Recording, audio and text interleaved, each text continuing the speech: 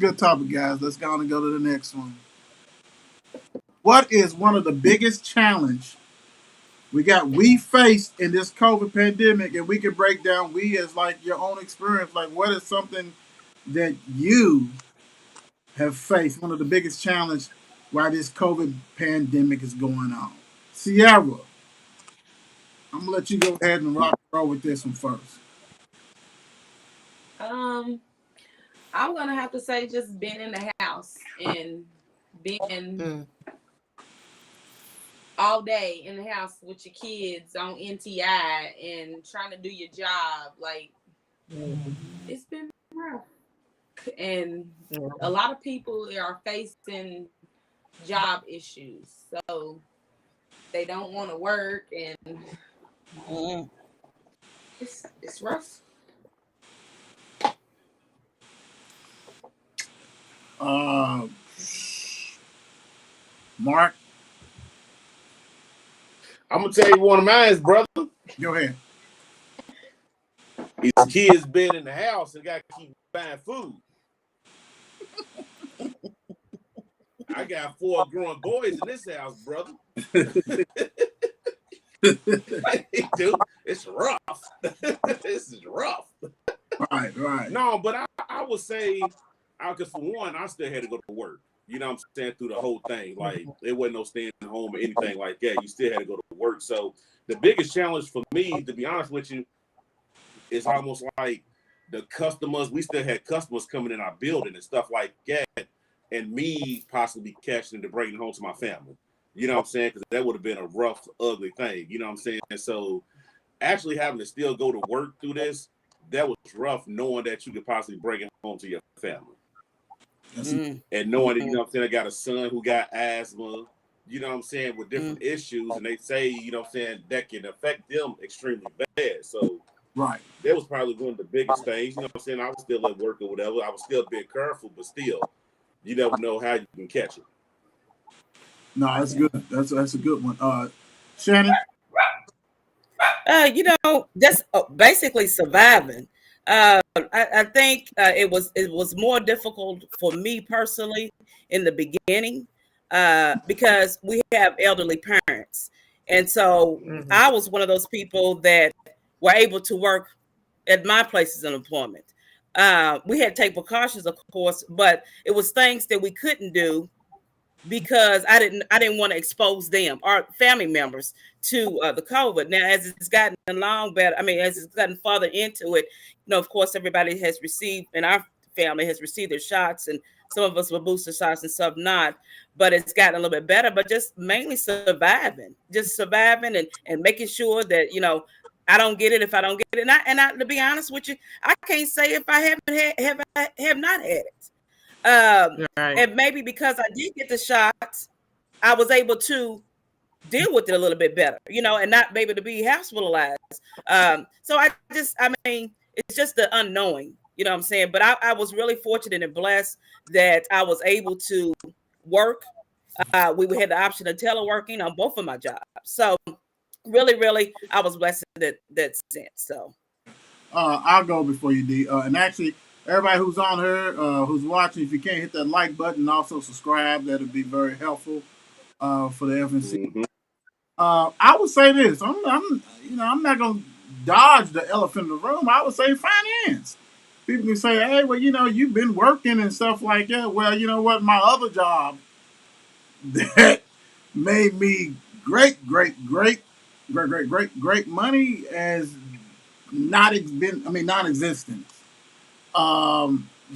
Parts not delivered to Ford and different stuff like that. So that means, sorting, inspection is dwindling. I can say basically out of the 2 years that we've been having this COVID, um, my other job probably has worked maybe 20 something days, 30 something days, Mm. mm, lucky. So financially, you know what I'm saying? I mean, I'm going to work. I was blessed with 2 jobs, 2 gigs, things like that. But when you losing another income because of COVID, it just that's kind of hard.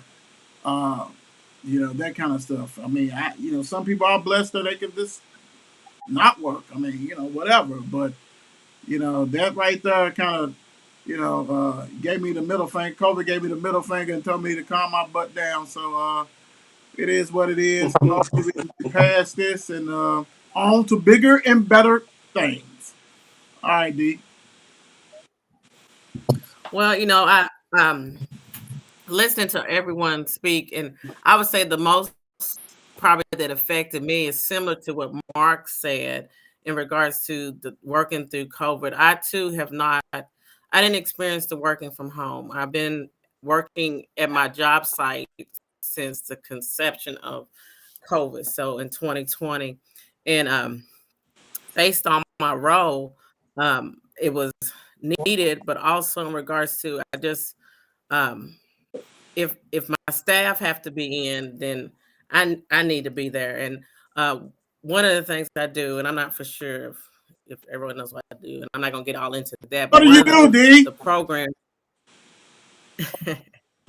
one of the programs that I supervise is a residential program, and so we had a COVID outbreak. And when you have a COVID outbreak at the beginning of the COVID pandemic, I had a lot of staff who were scared to come into work. I have residents that ultimately I'm responsible for.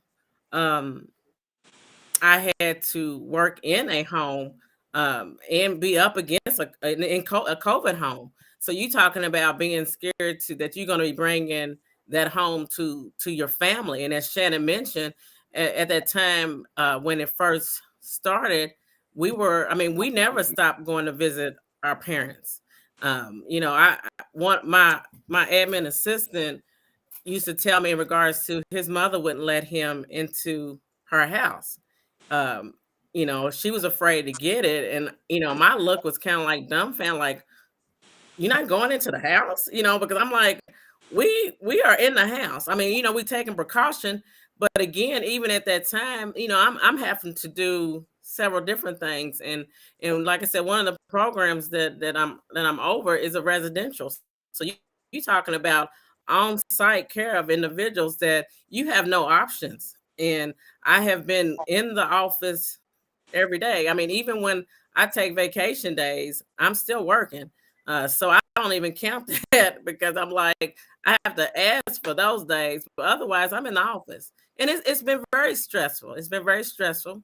Um, it is NTI, like Sierra said, is just stressful. I mean, I wasn't home all the time with my kids, obviously, because I was at work. But I can tell you what's also stressful is being in the office and you trying to monitor your kids while they at home and making sure they doing what they supposed to be doing, and being on the phone and trying to take calls, and you're texting and everything because you can't see what's going on, and the surprise is when you come home and you have an off day and you find out your kids are actually in the bed doing NTI.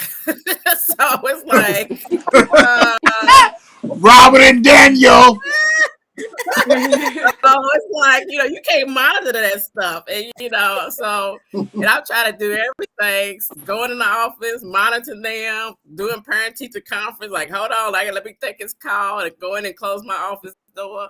So it's a lot of stress, so everything of what you all spoke about is something in some kind of way has hit my experience with COVID. And, like Shannon mentioned, it's getting a little better. Been very fortunate in regards to that. Like I said, even with my close contact with individuals that I did not contract and I did not bring it home to anyone, but I've been very cautious and I'm still very cautious. And definitely both my boys are cautious because they're not going to let anybody in their face. So, people think, it has died down, but it's still very much out there. It's out here. I mean, you have to treat it accordingly, because if not, then I don't know. You don't know. Is it a cold? Is it an allergies? Hell, I don't know. Do I got COVID? You're trying to figure it all out. And it's just one of those things. It's trying to I don't. So what I do when I have a cough, I got a cold, and I start taking medicine. I'm making sure. But like I said, I have I take my precaution, and I got my vaccinations, and I'm boosted.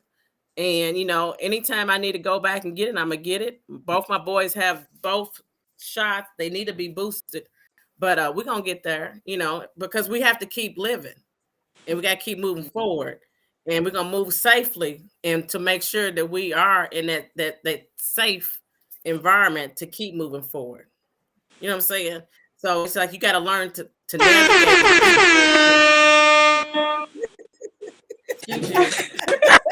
Next topic, please. Ooh, And we don't want to hear that. I didn't think I was going. I didn't think I was going to have to use that, but I felt that my sister was going to keep going on and on. No, I was gonna cut it, but I'm offended because you know what? You know I love you.